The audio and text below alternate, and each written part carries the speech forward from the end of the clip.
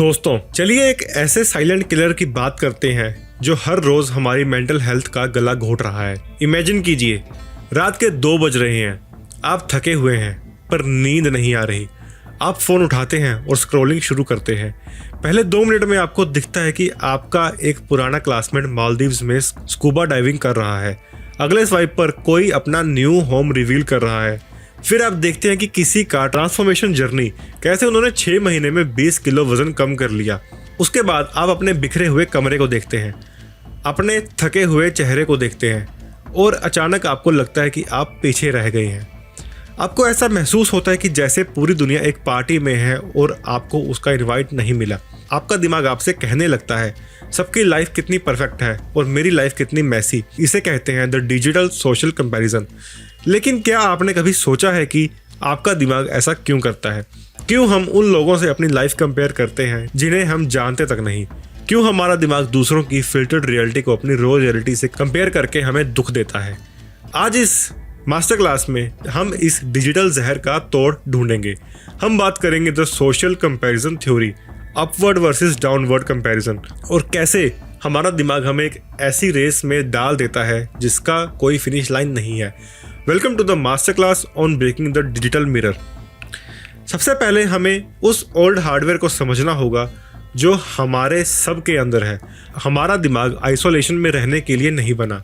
लाखों सालों पहले हमारा सर्वाइवल इस बात पर डिपेंड करता था कि हम अपने कबीले में कहाँ स्टैंड करते हैं। इसे साइकोलॉजी में लियोन फेस्टिंगर ने सोशल कंपैरिजन थ्योरी कहा है। फेस्टिंगर ने बताया कि हर इंसान के अंदर एक इनेट ड्राइव होती है खुद को इवैल्यूएट करने की।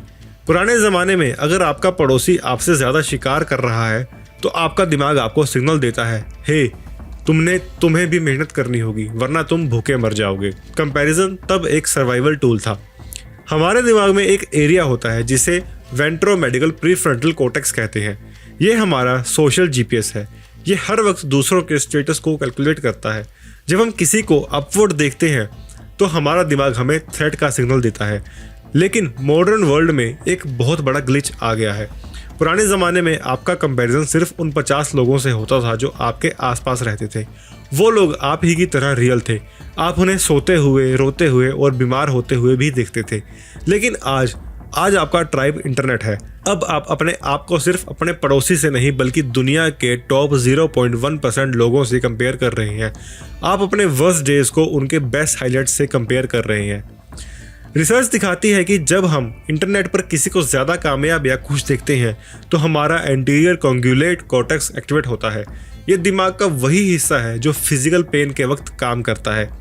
इसका मतलब है कि स्क्रॉलिंग करते वक्त जो आपको इनडेक्विटी महसूस होती है वो दिमाग के लिए एक चोट के बराबर है। आप जलन महसूस नहीं कर रहे, आप पेन महसूस कर रहे हो। अब हम बात करेंगे उस दिमागी धोखे की जिसे साइकोलॉजिस्ट एर्विंग गोफमैन ने इंप्रेशन मैनेजमेंट कहा है। सोचिए आप एक मूवी देख रहे हैं।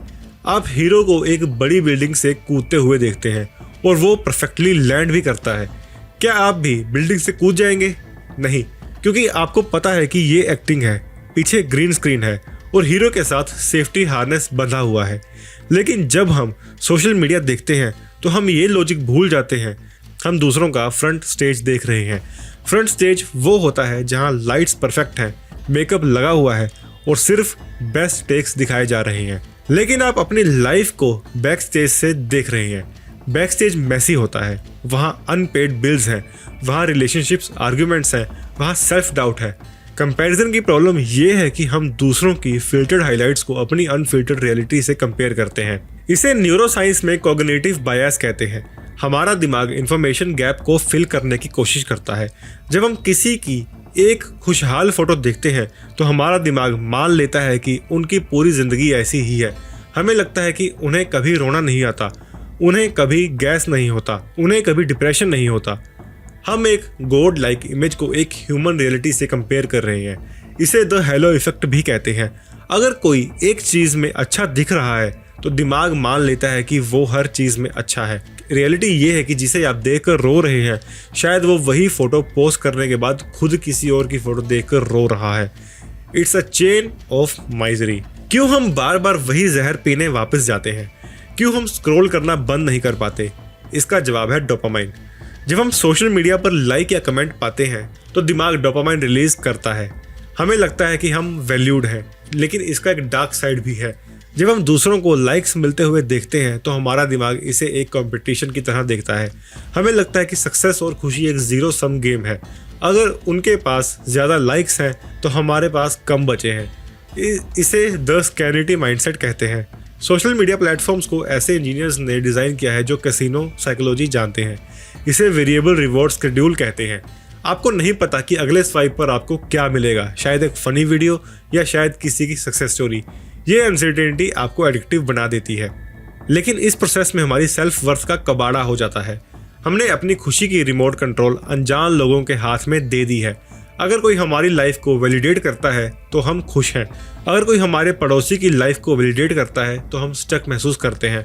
हमारा दिमाग कंपैरिजन को एक मोटिवेशन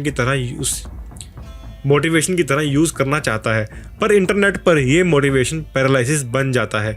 इसे द पैराडॉक्स ऑफ चॉइस भी कहते हैं।